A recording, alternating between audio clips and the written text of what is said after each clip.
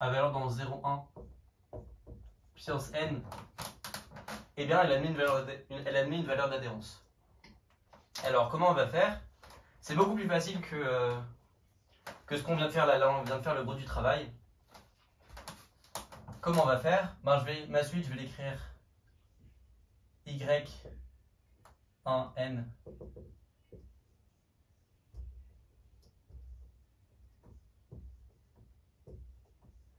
YNK. Je vais écrire ces coordonnées. Et l'idée, c'est que on va faire converger le premier terme. Je prends une extractrice phi1 telle que Y phi1 de K converge. Ensuite, cette nouvelle extractrice, on va re-extraire. Je prends phi2 tel que Y.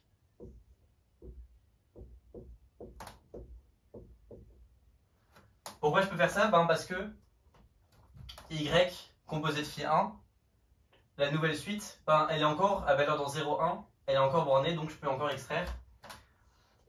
Et ce qui est bien, c'est que phi1 rond phi2 va encore être une extractrice qui va faire converger Y phi de K, vu que quand on prend des valeurs dans phi1 rond phi2, on prend encore des valeurs de phi1.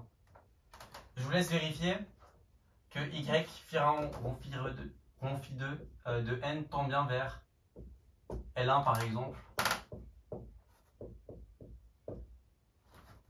Voilà, donc on a fait converger les deux premiers termes, on continue.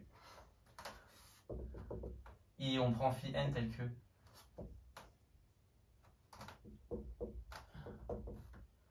yn phi1 rond phi n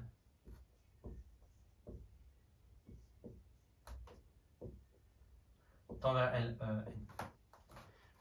Quand on compose des extractrices, c'est trompeur. On ne les compose pas comme des fonctions normales, mais on les compose dans ce sens-là. Ce qu'il faut voir, c'est que yn phi 1 rond jusqu'à phi n-1, c'est une nouvelle suite. Et donc si j'ai envie d'extraire, je ne peux pas extraire ici, ça n'aurait pas de sens du tout. Je dois extraire ici parce que je touche au terme que je suis en train d'exploiter. Là, c'est une suite qui va regarder l'image de cette fonction par tous les éléments de grand N. Et si j'ai envie de réextraire, si j'ai envie de changer ces éléments, je suis obligé de changer ici et de rajouter phi n.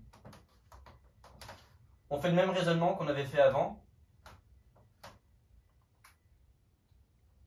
Et on voit bien que pour tout i dans 0n, on va voir que yi va converger et donc que x converge.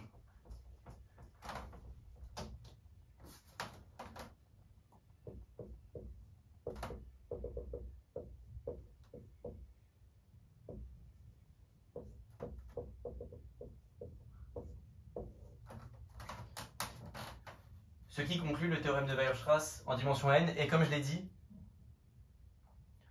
on vient de montrer que pour un ensemble borné et fermé, ici j'ai pris 0,1, mais c'est facile de voir que on aurait pu prendre n'importe quel segment. On aurait pu prendre n'importe quel segment, et donc si j'ai un espace qui est borné, il va être inclus dans quelque chose de la forme moins a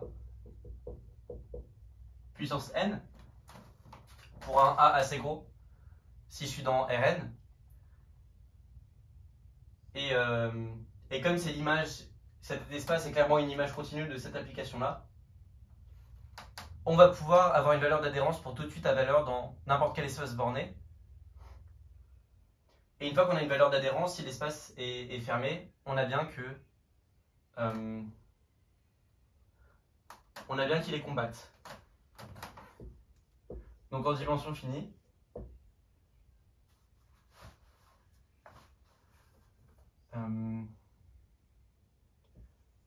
les fermés bornés sont compacts. Plus généralement,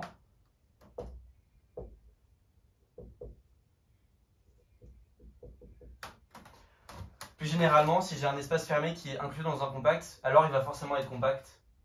Ça, c'est un petit exercice, je vous encourage à le faire. Ce qui montre que ce qu'on a fait pour 0,1 puissance n, on peut le faire pour tout fermé borné d'un espace de dimension finie. Ici c'était R puissance n, mais tout espace de dimension finie est homéomorphe à R puissance n. Enfin, si son corps de base c'est R. Ce qui conclut.